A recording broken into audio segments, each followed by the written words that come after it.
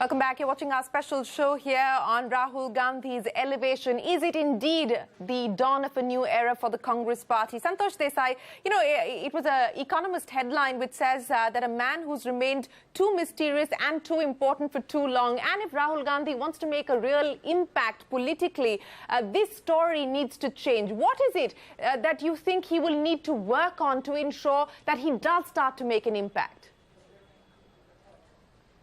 I think, what Rahul Gandhi needs to embrace is the fact that today the Congress and he himself are challenger brands.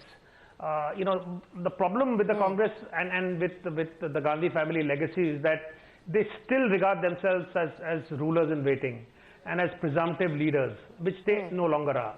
Even if today there is an opportunity which is being presented because of the fact that there is some disaffection with the government's implementation of some of its policies, that opportunity needs to be capitalized on. But the idea that nobody is hankering for a return to the Congress style of politics.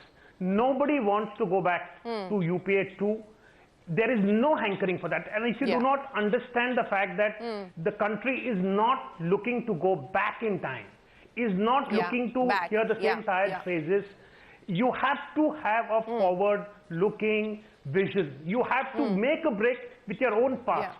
And if you don't challenge your own past, and Rahul Gandhi, structurally, given the fact that he is, although he's been around for a long time, he still represents a new generation. He could, in theory, take on the mantle of making the decisive break with an old style of politics. So far, he has shown no inclination to do so. But unless he does that, and unless he scripts a completely new kind of a vision, the idea that the world and India is waiting to go back, and that, if they, for instance, are unhappy with this government, they will want to go back to the UPA style of governance, they're dreaming. They're dreaming. Aarti, let me pick up on the point that Santosh just made. Do you believe that given what we've seen over the past year in terms of Mr. Gandhi's sort of much more out there in the public eye, some degree of consistency, at least as far as the Gujarat campaign is concerned, that he is willing to make a break from the past, that this whole generational friction between the old guard and the new guard is finally going to be a thing of the past, and we are going to see a new Congress party under a new leadership?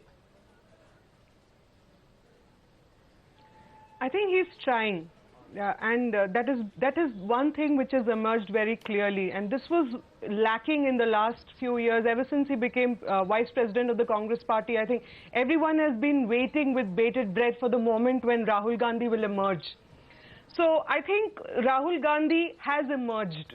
I think we can say that now, and two things specifically I feel on which we see, Rahul Gandhi, a new Rahul Gandhi speaking. One has been the way he is, during the Gujarat campaign and earlier during the US tour that he undertook, the way he has been consistently attacking the government on the economy. And even though Mr. A.K. Bhattacharya is perfectly right when he says we don't have specifics of, what his economic philosophy is, but even this much was not clear earlier. Today he's talking about jobs, he's talking about the GST, and he's really saying that the economy is not working. And I think that has gone a very long way in, making him out to be a serious leader.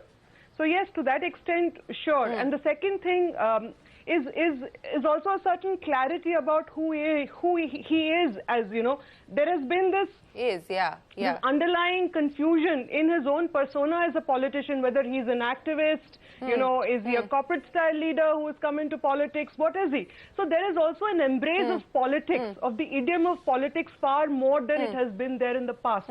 So to that extent, yes, I think we're seeing a new Rahul Gandhi, but will this be the person who can signal the politics for a new India, for a 21st century leader, for a population of young people who are not interested in entitlement loaded politics? I think we need to see him come out and be very clear on a lot of these issues. So this whole going back to the old style Congress politics, whether it is this Janeyu-dhari Rahul Gandhi or this visiting of the mandirs, which is part of the election campaign, Temple but hopping, going completely going overboard on it. I think this strikes a discordant note. So I think a little bit more of calibration now that he's made a start, and you know, to consolidate this and present him. He's also had several wins on social media, and that's not going to win him elections, but at least it's a start. You know, at least the public image is changing. So if he can consolidate the wins that have happened, these minor wins that have happened post the Gujarat election verdict, then I think we're on to something interesting. You know, Aarti, I like that term that you use, consolidate the small wins that have come Rahul Gandhi's way. So let's not exaggerate the kind of change that that often, you know, we tend to get carried away with. But Salman Soz, let me end then by asking you, you know, I think there is unanimity on the panel that if you want to put up a credible fight, if you want to present an alternative, it cannot be going back to UPA 1 or even UPA 2. It cannot be going back to the Congress's old style of functioning. Does he have the stomach? Does he have the risk-taking ability to make a break from the past, to move away from entitlement politics, to try and present a new vision for a new aspirational India? I agree with you that we need to have much more detail about what we want to do on economic policy, on social development policy. I agree with you on that, but you know, when you say that Rahul Gandhi needs to consolidate his wins, absolutely. Wherever we have opportunities, we need to consolidate our gains. I can tell you that our policies will be geared towards shared prosperity. Why? Because, look, we have a tsunami of artificial intelligence and automation on the other side, and we have a large labor force, mostly unskilled. We're going to be in trouble. We need to find new innovative ways in which we can deal with this. It's going to be a crisis otherwise. No amount of talking about religion and what's your religion, or this is my that's not going to do it for India. India needs a new innovative ideas and a new approach. And I'm telling you, that is what Rahul Gandhi wants to do. That is what we want to do. Okay. Well, if that is what he wants to do, then we hope that he will give us some specifics of the plan that the Congress party will present to the people of India, not just during the election season in Gujarat, but to the people of India on what his vision is for this country and how he intends to harness the aspirations of over 1 billion people. But Salman Soz, Aarti, Santosh Desai, A.K. Bhattacharya, always a pleasure. Thank you very much. As I pointed out, we wanted this to be a constructive debate. This was not to become a sort of mudslinging match or name-calling, but we hope that we've left some ideas on the table for you to think about. Thanks very much for joining us.